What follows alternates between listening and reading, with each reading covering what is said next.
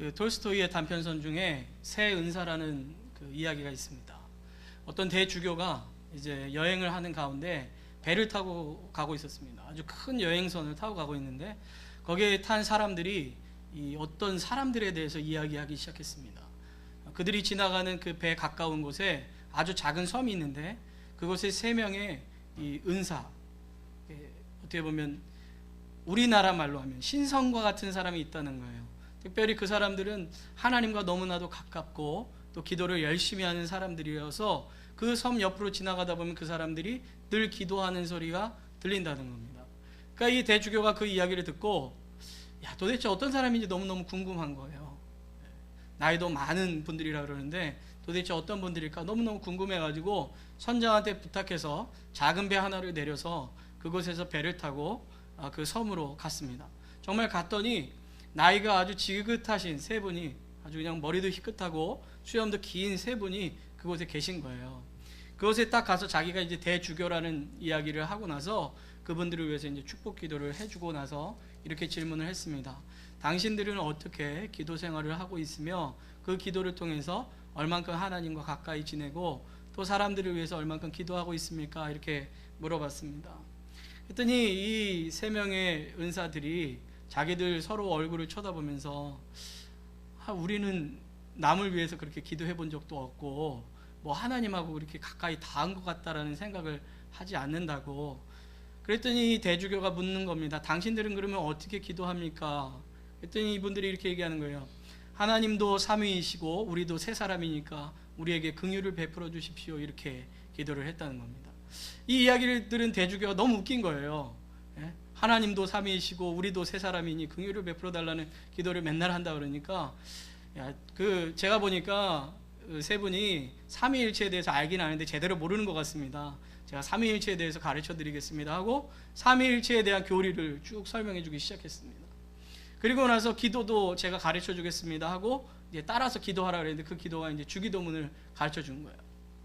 하늘에 계신, 그러면 하늘에 계신 3분 할아버지가 얘기하시는 거죠. 우리 아버지요, 우리 아버지요 하는데 이분들이 연세가 너무 지긋하다 보니까 잘 암기가 안 되는 거예요, 이게요. 그러니까 계속 여러 번 반복을 했습니다. 해가 거의 지어갈 때까지 여러 차례에 대해서 이제 반복해서 그분들이 충분히 외울 때까지 했습니다. 그리고 이제 인사를 하고 대주교가 이제 작은 배를 타고 이제 떠나가는데도 이분들이 얼마나 열심히 암송을 하는지 귀에 이제 잘 들리는 거예요. 그리고 이제 큰 배에 도착을 해서 해가 졌습니다. 이제 자야 될 시간인데 이 대주교가 잠이 안 오는 거예요. 그래가지고 이 배에 올라간 거예요. 선상 앞으로 이제 나가서 다리 이렇게 탁 떠 있는데 이렇게 쳐다보고 있는데 어디서 하얀 물체 같은 게 자꾸 자기 쪽으로 가까워지는 것 같은 거예요. 이게 뭐 새도 아니고 무슨 배도 아니고 뭐가 이렇게 가까이 오는데 보니까 그 3명의 은사가 물 위를 걸어서 막 빨리 자기 쪽으로 오는 겁니다. 그러니까 이 대주교가 너무 당황한 거죠. 사람이 물 위를 막 걸어서 오니까 너무너무 깜짝 놀래가지고 아니 어떻게 이렇게 오셨냐고 그랬더니 대주교께서 우리에게 가르쳐 주신 기도문을 까먹어가지고 그거를 알고 싶어서 왔다는 거예요. 처음에 한 구절을 잊어버렸는데 그 구절을 생각하다 보니까 다른 구절을 잊어버리고 또 다른 구절을 생각하려다 보니까 다 잊어버렸다는 거예요. 그걸 가르쳐 달라고 온 거예요. 그때 이 대주교가 한 말이 아닙니다. 당신들의 기도는 이미 하나님께 닿았습니다. 오히려 저희를 위해서 기도해 주십시오라고 이야기했다는 거예요. 당시의 러시아는, 그러니까 이 톨스토이가 살고 있던 러시아는 어떻게 보면 기독교가 많이 타락해 있던 시대 중에 하나입니다. 주교라는 사람들이 하나님의 말씀을 잘 알고 있었지만 그 말씀을 삶 속에서 실천하는 사람들은 드물었던 거죠. 그러나 오히려 서민이라고 이야기하는 사람들은 하나님의 말씀에 대해서 아는 것은 별로 없었지만 그 말씀을 자기의 삶 속에서 살아가고자 애쓰고 있었다는 거예요. 그러니까 누가 더 하나님 앞에서 올바른 신앙생활을 하고 있냐라는 것을 톨스토이는 이야기하고 있는 거죠. 그런 것처럼 우리가 신앙생활을 할 때 지식이 분명히 필요합니다. 왜냐하면 그 지식을 통해서 하나님을 알아가니까요.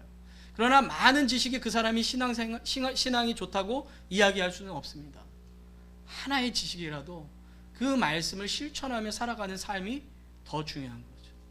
어떤 사람이 신앙이 더 좋냐라고 이야기할 때 주님께서 내게 가르쳐 주신 단 한 가지라도 그것을 지키기에 애쓰는 사람이 오히려 신앙이 좋다고 이야기할 수 있다는 거죠. 그러니까요, 어떻게 보면 목사보다 성도들이 더 신앙이 좋을 수도 있다는 겁니다. 목사가 많이 알아도 아는 것으로만 그쳐지고 그것이 삶으로 연결되지 않으면 아무것도 아니라는 거예요. 오히려 그것이 우리의 삶 속으로, 그것이 하나님의 바른 진리라면 끝까지 그 말씀을 붙잡고 정말 주님 오시는 그날까지 살아가는 삶이 더 중요하다는 겁니다. 여기서 이 새 은사를 통해서 이야기하고 있는 거죠. 오늘 성경 말씀에도 두 부류의 사람이 나옵니다. 한 부류의 사람은 하나님에 대해서 많이 아는 사람들이고, 한 부류의 사람들은 하나님에 대해서는 잘 모르는 사람들입니다. 그러나 오늘 이 땅에 오신 주님을 만난 사람들은 어떤 사람인가 한번 성경을 통해서 여러분들이 발견할 수 있었으면 좋겠어요. 우리가 지난주에도 이야기한 것처럼 하나님께서는 우리가 인간이 죄를 짓는 그 순간부터 우리를 구원하시기로 작정하셨습니다. 그래서 아담과 하와가 범죄한 그 순간 창세기 3장 15절 말씀을 보면 여자의 후손을 통해서 사단을 밟으시고 우리를 구원해 주실 것을 약속해 주십니다. 뿐만 아니라 우리가 잘 아는 것처럼 이삭이 바쳐질 때 하나님께서는 양을 준비하셔서 이삭 대신 죽게 해주시지 않습니까? 그런 것처럼 우리를 위해서 구원자를 보내주셔서 그분의 희생이 곧 우리가 살아나는 일로 바뀐다는 것을 보여주시죠. 제사를 통해서 우리가 죽어야 되지만 대속제물인 여러 가지 짐승이 죽음으로 우리가 구원받게 되는, 죄사함을 얻게 되는 것을 성경은 우리에게 가르쳐주고 있습니다.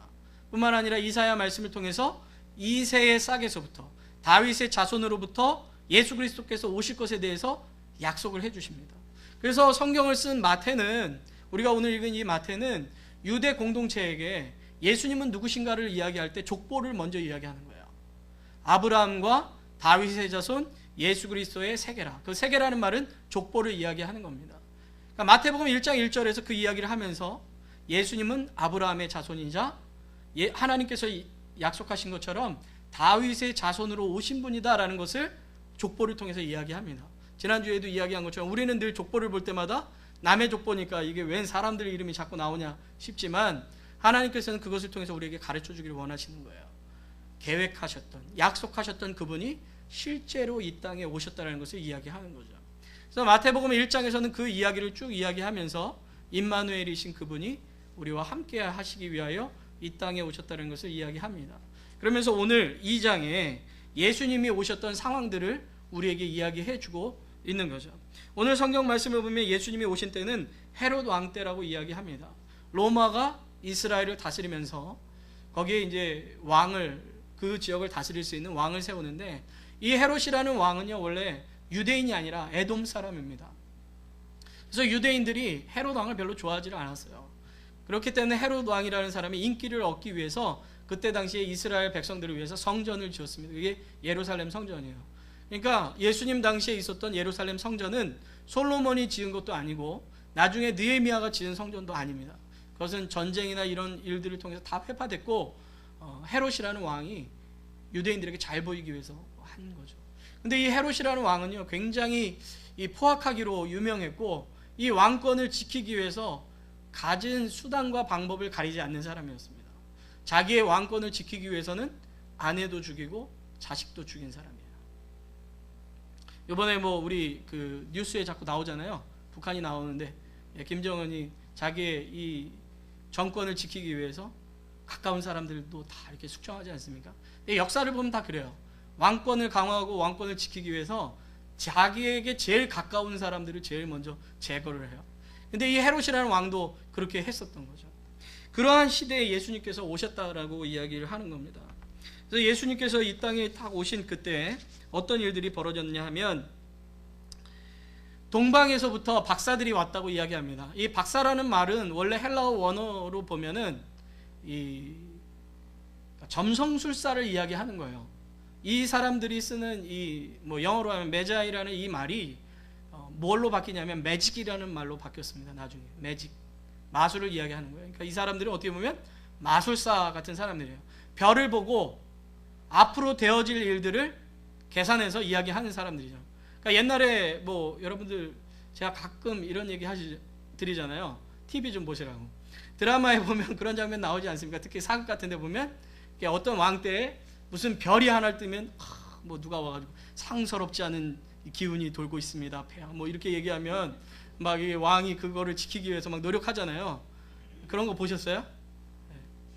그런 것처럼 이 사람들은 그런 것들을 보면서 앞으로 되어질 일들을 계산하는 사람들입니다. 그런데 이때 당시에 아마 어떤 그 별들이 보였든지 어떤 사람들은 해성이라고도 이야기하고 뭐 목성과 뭐 토성이 뭐 이렇게 만나가지고 뭐 저는 사실 그런 걸 잘 몰라요.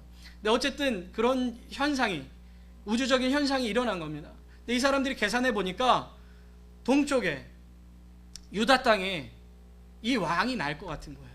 그래서 그 사람들이 거기서부터 계산을 해서 오기 시작한 겁니다. 이 사람들이 온 이 거리가 대충 어느 정도라고 생각하냐면 사실 이 사람들이 어디 출신 사람인지 성경에 자세히 나와 있지 않습니다. 오늘 우리가 읽어봤지만 이 사람들이 어디 사람인지 그리고 몇 명인지 모릅니다. 우린 보통 동방박사 이러잖아요, 그렇죠? 세 사람. 예. 왜냐하면 예물을 3개 바쳤기 때문에 보통 세 사람이라고 얘기를 해요. 예. 그 다음에 이제 전설 따라 삼천리로 세 사람이 있었을 것이다 이렇게 해가지고 우리가 3명 그러지만 성경에는 사실 그 사람들이 몇 사람인지 나와 있지 않습니다. 어디에 있는 사람인지도 몰라요. 근데 신학자들이 한번 이렇게 보니까 그때 당시에 그래도 점성술이 가장 발달된 데가 어디냐 따져보니까 페르시아예요. 지금의 이란, 아니면 바빌론, 지금의 이라크, 또 아니면 인도, 이런 지역인데 만약에 거기서부터 왔다면 최소한 이 사람들이 달려온 거리가 1200마일 정도 된다는 거예요. 1200마일 최소한. 그러면 생각해 보세요. 1200마일이면 엄청나지 않습니까? 네. 이 거리를 이 사람들이 여행을 해서 온 거예요. 별 하나 보고. 우리가 생각하기에 뭐 1200마일 별거 아닌 것 같지만 저는 사실 얼마 전에 애틀란타 갔다 오는데 거기도 갔다 오는데 죽겠더라고요. 지겨워요. 5시간을 운전한다는 것도 지겹고 오는 것도 지겹고 도착하는 그 순간 와 도착이다 뭐 이렇게 생각할 정도로 힘들더라고요 저는. 그런데 1200마일을 당시에 뭐 비행기 타고 오는 것도 아니고 차로 오는 것도 아니고 뭐 낙타 타보셨어요? 안 타봤습니다 저도. 근데 뭐 자전거만 타고 가봐도 여러분도 아시겠지만 자전거 조금만 타도요 안 타던 사람은 사타구니가 아파가지고 오래 탈 수가 없어요. 네. 그게 뭐 여기서 저기도 아니고 엄청난 거리를 이동한다는 건 쉽지가 않죠. 그리고 그 사람들이 거쳐야 되는 것은 만약에 이라크에서 온다고 치면 이라크에서 이란과 시리아를 거쳐서 예루살렘까지 와야 됩니다. 여러 나라를 거쳐야 되는 거예요. 안전하다고 장담할 수가 없습니다. 어느 때 다른 나라에서 붙잡힐지도 모르는 거고 지금처럼 뭐 여권 비자 뭐 이런 거 받아서 다니는 것도 아니지 않습니까?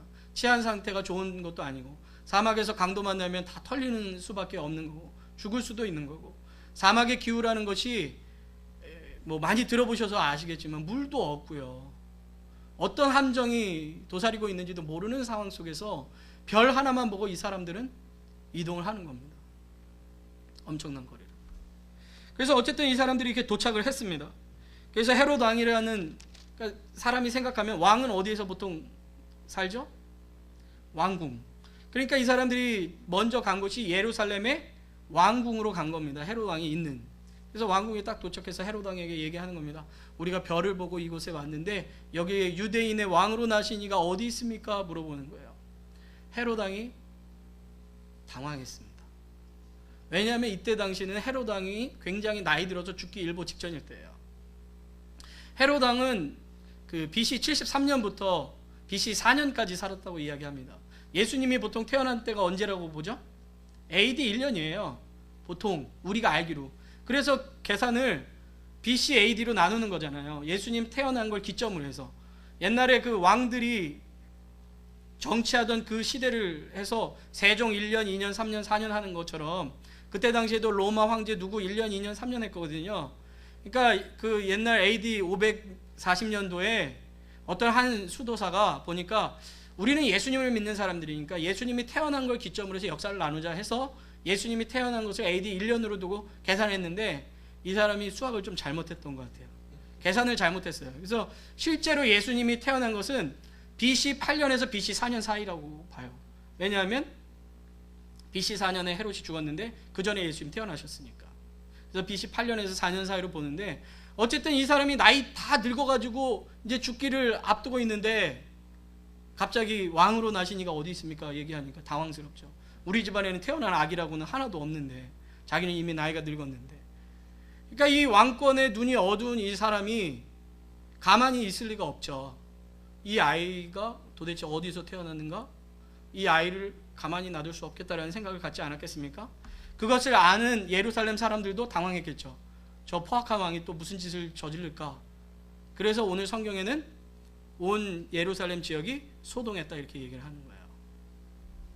어쨌든 그러고 있는데 이 사람이 딱 보니까 우리 집안에는 태어난 애가 없고, 자기가 곰곰이 생각해 보니까 왕권을 움직일 만한 예루살렘 이 유대인들이 생각하는 왕은 어떤 왕인가 생각해 보니까 하나님께서 구약 성경에 얘기한 메시아예요. 그래서 대제사장들과 율법 선생들을 다 불렀습니다. 야, 도대체 너희들이 생각하는 그리스도는 어디서 태어나느냐? 라고 물어봤더니 베들레헴 지역에서 태어난다고 이야기한 겁니다. 그러면서 미가서 5장 2절 말씀을 이야기합니다. 오늘 6절 말씀인데, 또 유대 땅 베들레헴아 너는 유대 고을 중에 가장 작지 아니하도다. 내게서 한 다스리는 자가 나와서 내 백성 이스라엘의 목자가 되리라 하였음이니이다. 미가서 5장 2절 말씀을 보니까 예수님께서, 그때 당시에 예수님이라고 얘기 안 했죠. 메시아 그리스도께서 이 베들레헴이라는 작은 동네에서 나겠답니다 라고 이야기를 하니까 이 헤롯 왕이 이 동방 박사들을 조용히 불러가지고 얘기합니다. 베들레헴에서 난단다. 그러니까 가서 경배하고 그 아기를 찾으면 나에게 나중에 와서 얘기해줘라. 그럼 나도 가서 경배하겠다라고 얘기를 합니다. 근데 오늘 성경 말씀을 보니까 이제 그 얘기를 듣고 이 박사들이 베들레헴을 향해서 갑니다. 근데 동방 박사들이 이 베들레헴을 향해서 딱 출발하려고 그랬는데, 자기네들이 그 페르시아 지역에서 왔는지 어디에서 왔는지 모르지만 그 지역에서 처음 봤던 그 별이 보이는 거예요. 그 전까지는 아마 잘 안 보였나 봐요. 근데 그 별이 딱 보이더니 자신들을 인도하는데 베들레헴의 어떤 한 집 위에 탁 떠 있는 겁니다.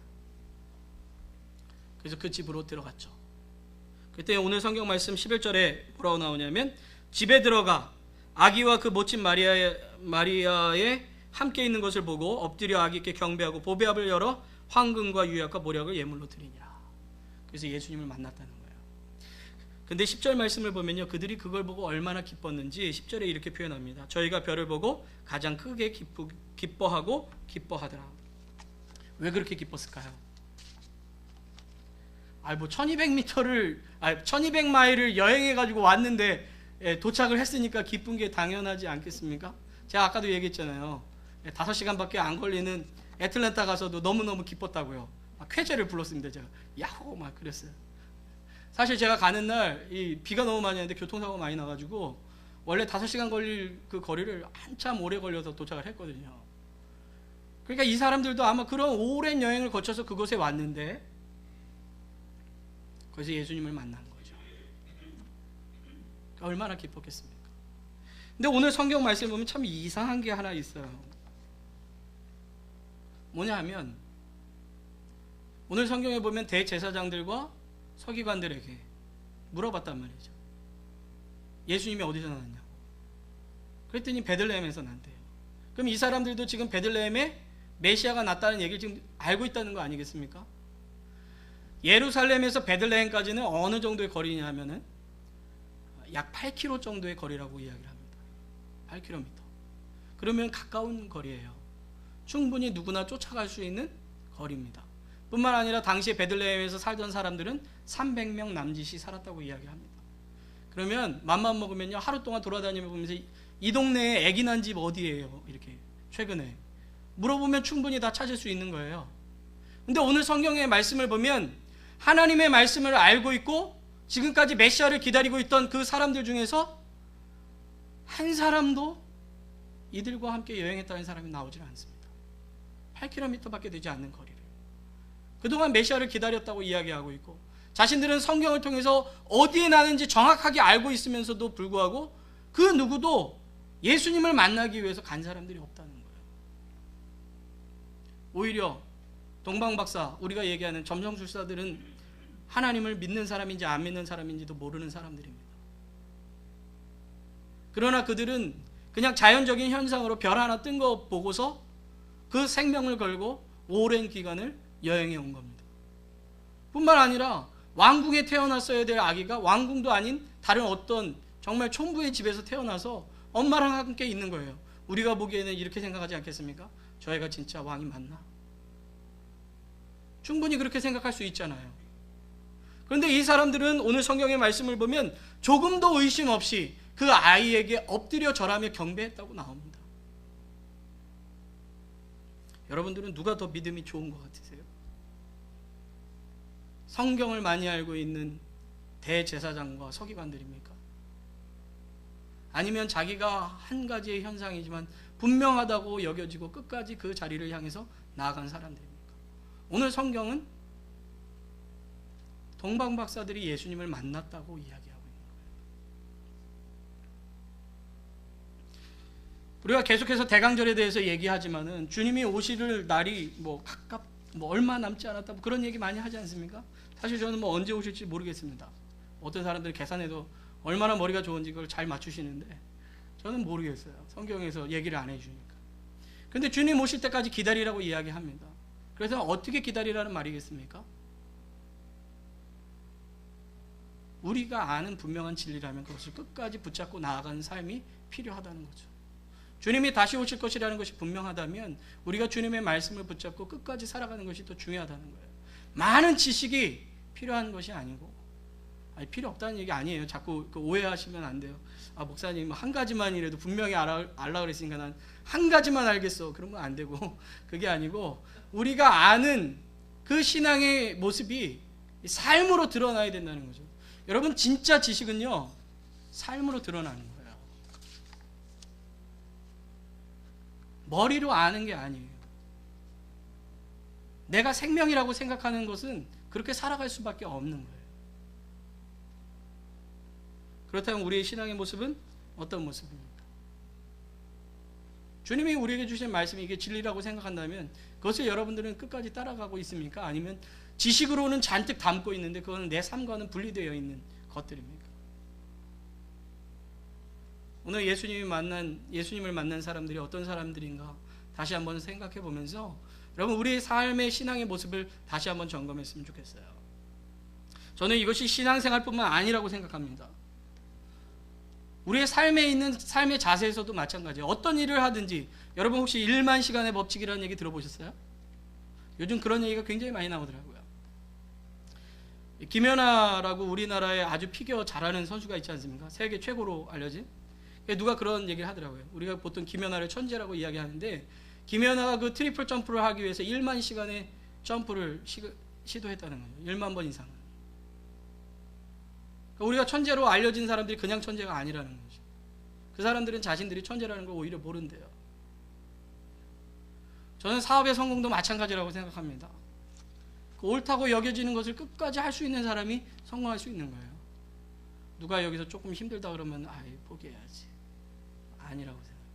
신앙의 모습이나 인생의 모습이 저는 같다고 생각해요. 우리가 분명히 옳은 것을 끝까지 할 수 있는 인내와 노력, 굉장히 필요한 삶의 자세라고 생각합니다. 주님이 오실 날을 기다리는 신앙인의 자세도 마찬가지입니다. 저는 우리 한마음장로교회 성도들이 그러한 자세로 신앙생활을 했으면 좋겠어요. 정말 한마음장로교회 성도들은 자기가 아는 하나님의 말씀이 한 가지 있다면 그 한 가지를 위해서 최선을 다할 수 있는 성도들이다. 그것이 삶 속에서 드러나고 있다라고 이야기할 수 있는 그런 저와 여러분의 모습이 됐으면 좋겠습니다. 지식은 잔뜩 있는데, 말은 잘하는데 그것이 전혀 삶 속에 드러나지 않는 그런 모습이 아니고, 그리스도의 진리의 말씀을 어렵고 힘들더라도 끝까지 가서 그 목표에 도달하고 그 목표에 도달함으로 말미암아 기쁨을 얻을 수 있는 저와 여러분들이 다 되시기를 주님의 이름으로 축원합니다. 기도하겠습니다. 참 좋으신 하나님 아버지, 감사합니다. 오늘 동방에서 온 박사들은 정말 그 먼 여행을 통해서 포기하지 않고 끝까지 그 길을 감으로 말미암아 예수님을 만나고 경배하고 이 땅에 오신 구주를 만나는 그 놀라운 경험을 하게 됩니다. 그러나 예수님의 근거리에 있고 하나님의 말씀을 많이 아는 제사장들과 서기관들은 그들의 지식으로 그쳐지고 발걸음을 전혀 떼지 않는 모습들을 보게 됩니다. 하나님, 우리의 신앙의 모습은 어떤 모습이며 우리의 삶의 모습은 어떤 모습입니까? 우리의 지식이 삶이 되어질 수 있도록 도와주시고, 주님께서 부르시는 그날까지 끝까지 믿음 붙잡고 주님 그 말씀을 하루하루 실천하며 살아갈 수 있는 우리 성도들 되게 하여 주시옵소서. 예수님의 이름으로 기도합니다. 아멘.